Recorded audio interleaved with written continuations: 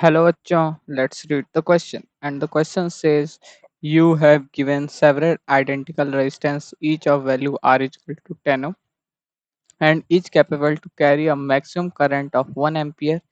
It is required to make a suitable combination of these resistance so that we have a resistance of 5 ohm capable to carry a current of 4 ampere. Find the minimum number of resistance of the type R that will require for this job. तो basically इस question को solve करने के लिए जो की concepts हैं वो हम लोग देख लेते हैं। की कॉन्सेप्ट्स, ठीक। तो की कॉन्सेप्ट में पहला ये पॉइंट आएगा कि हम लोग जानते हैं parallel in series combination current remains same, ठीक। करंट रिमेन्स सेम, ये पहला पॉइंट हो गया। दूसरा पॉइंट ये होगा कि in parallel combination in parallel combination current, इसमें ऐसे लिख लें, पोटेंशियल डिफरेंस सेम होता है और करंट होता है वो ऐड हो जाता है। करंट विल बी एडेड, ठीक।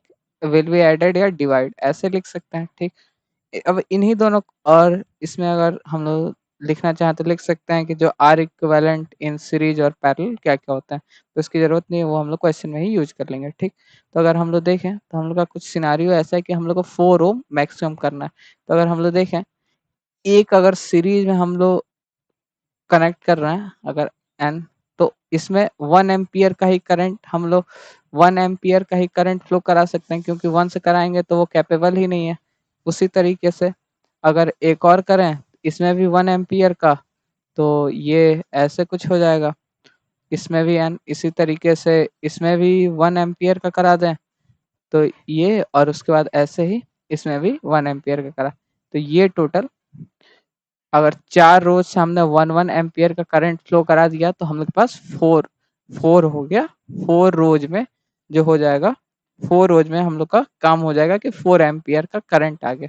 अब हम लोग को रेजिस्टेंस निकालना है, तो हम लोग को 5 रेजिस्टेंस चाहिए। तो अगर इसके लिए देखें तो हम लोग के पास एक तो वैल्यू आ गई हम लोग के पास कि नंबर ऑफ जो रोज आ गया, जो number of rows m is equal to ये 4 आ गया, ठीक।